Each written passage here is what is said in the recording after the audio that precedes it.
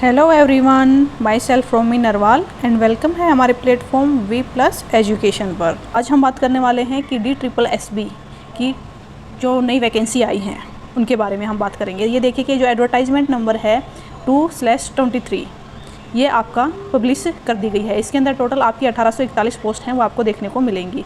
और जो ये पोस्ट हैं इनके लिए आपको जो आवेदन करना है उनकी स्टार्टिंग डेट है वो आपकी 17 अगस्त है, यानी कि 17 अगस्त से आप अपनी ऑनलाइन प्रोसेस है वो स्टार्ट कर सकते हैं। एंड क्लोजिंग डेट रहेगी आपकी 15 अगस्त। तो आपको 15 अगस्त से पहले अगर आप इच्छुक हैं और एलिजिबल हैं इन पोस्ट के लिए तो आप अप्लाई कर सकते हैं। तो एक बार जान लेते हैं इन सभी पोस्ट को डिटेल में कि कौन कौन सी पोस्ट हैं यहाँ पर हमें देखने को मिलती हैं। तो सबसे पहले तो देखिए यहाँ पर बात की जा रही है कि म्यूज़िक टीचर की। तो यहाँ पर म्यूज़िक टीचर के अंदर टोटल 182 पोस्ट हैं। ग्रुप बी की पोस्ट है, काफ़ी अच्छी खासी इसके अंदर पोस्ट वैकेंसीज़ आपको देखने को मिल रही हैं। इसके अलावा आपकी जो स्पेशल एजुकेशन टीचर TGT के लिए रिगार्डिंग पोस्ट हैं इसके अंदर 581 पोस्ट हैं जो कि काफ़ी ज़्यादा हैं। ठीक है, सो अगर आप इसके लिए एलिजिबल हैं, अगर आपकी जो कंडीशंस हैं अगर आप फुलफ़िल करते हैं तो आप इसको अप्लाई जरूर करिएगा। लेकिन यहाँ पर एक चीज़ है जो आप देख सकते हैं कि जो OBC है, सबसे ज़्यादा जो पोस्ट हैं वो OBC कैटेगरी के अंदर दी गई है, ना कि जनरल के अंदर। तो OBC वाले जो कैंडिडेट हैं उनके लिए यहाँ पर एक काफ़ी अच्छी अपॉर्चुनिटी है। सो अगर कोई आप OBC से बिलोंग करते हैं और आपकी एलिजिबिलिटी क्राइटेरिया फुलफ़िल करते हैं तो आप इस पोस्ट के लिए ज़रूर अप्लाई कर सकते हैं। इसके अलावा हम देख सकते हैं कि यहाँ पर आपको public assistant, photographer, civil line worker, laboratory assistant, तो बहुत सारी पोस्ट हैं, जैसे कि आपकी सीनियर असिस्टेंट, लेबोरेटरी असिस्टेंट।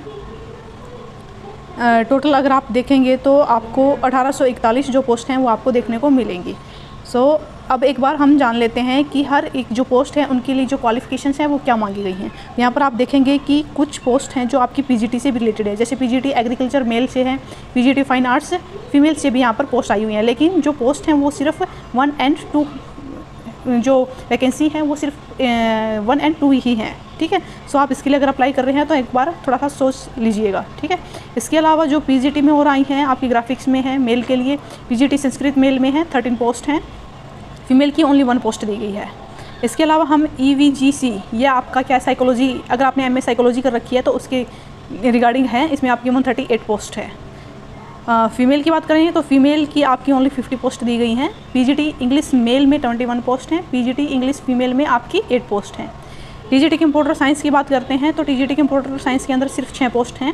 इसके अलावा आपका होम्योपैथिक कंपाउंडर है, उसके अंदर आपकी 9 पोस्ट हैं। तो यहाँ पर आप देख सकते हैं कि जो टोटल है आपकी 1841 पोस्ट हैं। सो इनके लिए एक बार हम जो क्वालिफ़िकेशंस क्या हैं वो भी जान लेते हैं। तो ये देखिए यहाँ से आपकी जो क्वालिफ़िकेशंस हैं वो बताई गई हैं कि जो म्यूज़िक टीचर है उसके लिए आपकी 182 टोटल पोस्ट हैं और इसके लिए आपकी जो क्वालिफ़िकेशन है वो क्या होनी चाहिए। मैं थोड़ा सा स्क्रॉल डाउन करती हूँ इसको। ये देखिए यहाँ पर आपको देखने को मिलेंगी कि जो एजुकेशनल क्वालिफ़िकेशन है एसेंशियल, डिज़ायरेबल में तो आपकी कंपलसरी नहीं होती है। ठीक है, डिज़ायरेबल तो क्या है, अगर आपके पास है तो भी ठीक है, अगर आपके पास नहीं है वो डिग्री तो भी ठीक है, लेकिन एसेंशियल आपकी वो है जो आपका बेस होता है किसी भी फॉर्म को अप्लाई करने के लिए। तो यहाँ पर हम देखते हैं कि आपकी म्यूज़िक टीचर है उसके लिए BA डिग्री मांगी गई है आपकी विद म्यूज़िक आपका एक सब्जेक्ट होना चाहिए आपकी बैचलर डिग्री के अंदर।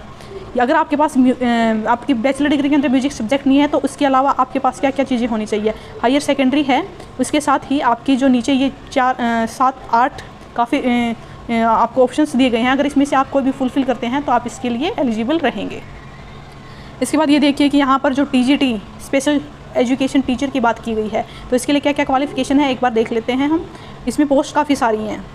ये देखिए कि टोटल 581 पोस्ट हैं एंड OBC कैंडिडेट के लिए यहाँ पर काफ़ी अच्छी अपॉर्चुनिटी हमें देखने को मिल रही है। इसके अलावा यहाँ पर देखिए कि जो एसेंशियल क्वालिफ़िकेशन क्या है कि आपकी BEd विद स्पेशल एजुकेशन, अगर आपने स्पेशल एजुकेशन से BEd कर रखी है तो आप इसके लिए एलिजिबल हैं। साथ में आपका जो CTET है वो होना कंपलसरी है, क्योंकि मोस्ट ऑफ जो आपकी TGT एंड PRT की पोस्ट होती हैं डेली के लिए उसके अंदर CTET है वो आपका मांगा जाता है। इसके अलावा अगर आप देखेंगे कि पब्लिसिटी असिस्टेंट ओनली 1 पोस्ट है, इसके लिए आपकी जो बैचलर डिग्री है होनी चाहिए हिंदी और इंग्लिश। ये देखिए आप यहाँ पर ये इसको पढ़ सकते हैं, या फिर आपकी पोस्ट ग्रेजुएट डिप्लोमा होना चाहिए आपका जर्नलिज्म एंड मास कम्युनिकेशन के अंदर। अगर ये नहीं है आपके पास तो 3 ईयर आपके पास graduation degree in journalism and mass communication. तो पब्लिसिटी असिस्टेंट के लिए ये आपकी एसेंशियल क्वालिफ़िकेशन रहेगी। तो इसी तरह से आप फोटोग्राफ़र हैं उसके लिए आपकी 3 पोस्ट हैं। और इसके लिए जो एलिजिबिलिटी है, एसेंशियल क्वालिफ़िकेशन है वो आप यहाँ पर आराम से देख लीजिएगा। क्योंकि ये बहुत सारी पोस्ट हैं यहाँ पर और सबकी हर एक पोस्ट की जो एलिजिबिलिटी क्राइटेरिया है वो बताना यहाँ पर पॉसिबल नहीं होगा। सो जो ये आपकी PDF है इसका लिंक मैं इसी वीडियो के डिस्क्रिप्शन बॉक्स में दे दूँगी, आप वहाँ से इसको डाउनलोड करके ईजिली देख सकते हैं। जिस भी पोस्ट के लिए आपको स्टेबल लगता है आप उसकी क्वालिफिकेशन वगैरह चेक कर सकते हैं और फिल अप कर सकते हैं अपना फॉर्म। जैसे आपका लेबोरेटरी है, लेबोरेटरी के लिए 11 पोस्ट हैं जिसके अंदर आपकी क्वालिफिकेशन मांगी गई है। डिग्री होनी चाहिए आपकी केमिस्ट्री के, मतलब आपके जो बैचलर डिग्री है उसके अंदर आपका केमिस्ट्री एज एन सब्जेक्ट आपने पढ़ा हुआ होना चाहिए। इसी तरह से जब सीनियर साइंटिफिक असिस्टेंट की बात करते हैं बायोलॉजी, तो मतलब आपका इसके अंदर बायोलॉजी या जूलॉजी आपने ज़रूर पढ़ी होनी चाहिए। लेकिन यहाँ पर आपकी क्या मांगी गई है, मास्टर डिग्री मांगी गई है, क्योंकि सीनियर साइंटिफिक असिस्टेंट की बात कर रहे हैं। अगर लेबोरेटरी असिस्टेंट की होती है तो आपकी बैचलर डिग्री है उससे आपका काम चल जाता। इसके बाद है सीनियर साइंटिस्ट असिस्टेंट, इसके अंदर आपकी जो मास्टर डिग्री आपकी या तो फिजिक्स के अंदर होनी चाहिए या फिर आपकी मैथमेटिक्स के अंदर या फिर फोरेंसिक साइंस विद फिजिक्स और मैथ। तो ये कुछ क्वालिफिकेशंस हैं, एसेंशियल क्वालिफिकेशंस, उनको आप ध्यान से देख लीजिएगा। लेबोरेटरी असिस्टेंट की यहाँ आपकी बहुत सारी काफ़ी पोस्ट देखने को मिलेंगे आपको लेबोरेटरी असिस्टेंट में। इसके बाद साइंटिफिक असिस्टेंट बायोलॉजी है, इसके अंदर आपकी मास्टर डिग्री होनी चाहिए बायोलॉजी या जूलॉजी के अंदर। तो इसी तरह से ये काफ़ी हैं आपके लेबोरेटरी असिस्टेंट के, जिसके अंदर किसी में तो आपका फिजिक्स मांगा हुआ है, किसी में आपको केमिस्ट्री देखने को मिलेगी। तो इसके बाद है आपकी असिस्टेंट की पोस्ट। असिस्टेंट की पोस्ट है, इसमें आपकी 118 पोस्ट टोटल हैं। जो पोस्ट की संख्या है काफ़ी ठीक लग रही है मुझे यहाँ पर। इसके लिए एसेंशियल क्वालिफिकेशन क्या रहेगी, आपकी मैट्रिकुलेशन होनी चाहिए या फिर आपकी 12th किसके साथ, साइंस सब्जेक्ट आपने पढ़ा हुआ होना चाहिए। अगर आर्ट या कॉमर्स है तो उसके लिए आप एलिजिबल नहीं रहेंगे।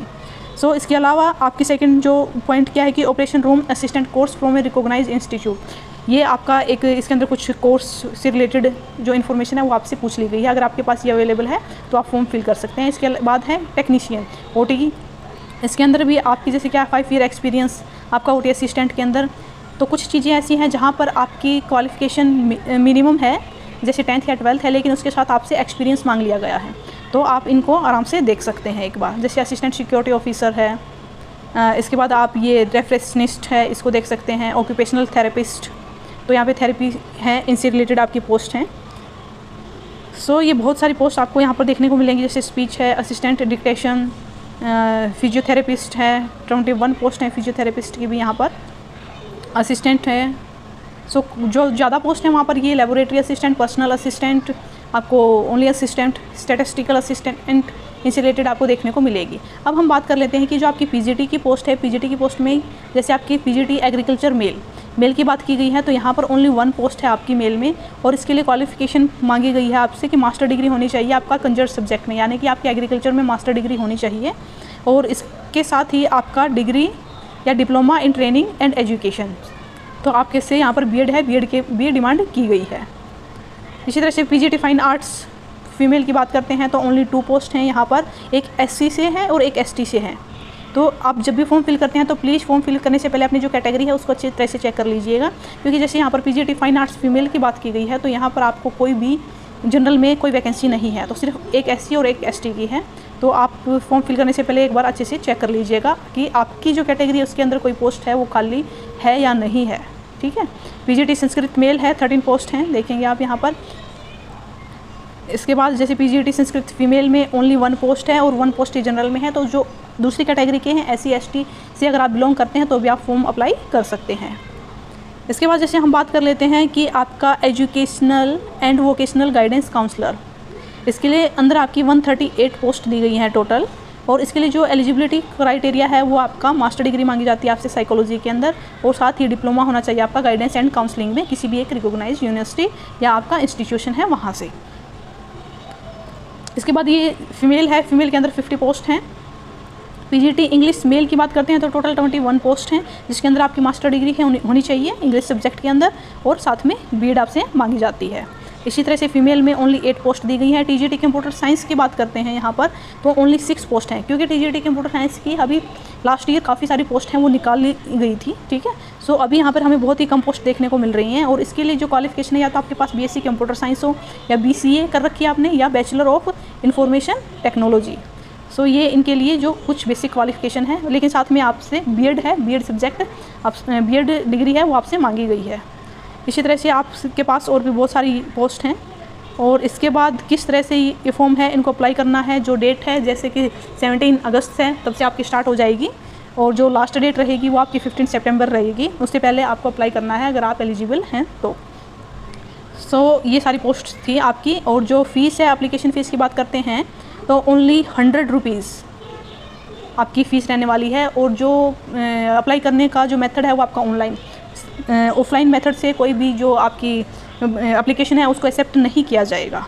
इसके अलावा अगर हम बात करते हैं कि जो वुमन कैंडिडेट हैं आपके SC ST ट्राइब PWD या एक्स सर्विसमैन से हैं तो उनके लिए कोई भी फ़ीस नहीं है, वो एग्जेम्प्टेड हैं फ़ीस से।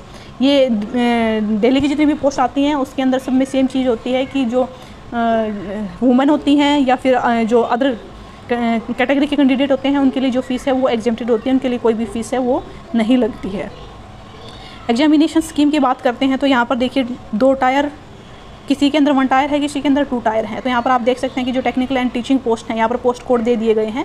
तो आप देख सकते हैं कि उसके अंदर किस तरह से 2 आवर का पेपर होने वाला है। 200 आपको क्वेश्चंस मिलने वाले हैं, 1 मार्क्स फॉर 1 क्वेश्चंस, ठीक है। और उसके लिए जो सिलेबस है वो भी आपको यहाँ पर देखने को मिलेगा, आप इसको अच्छे से चेक कर सकते हैं।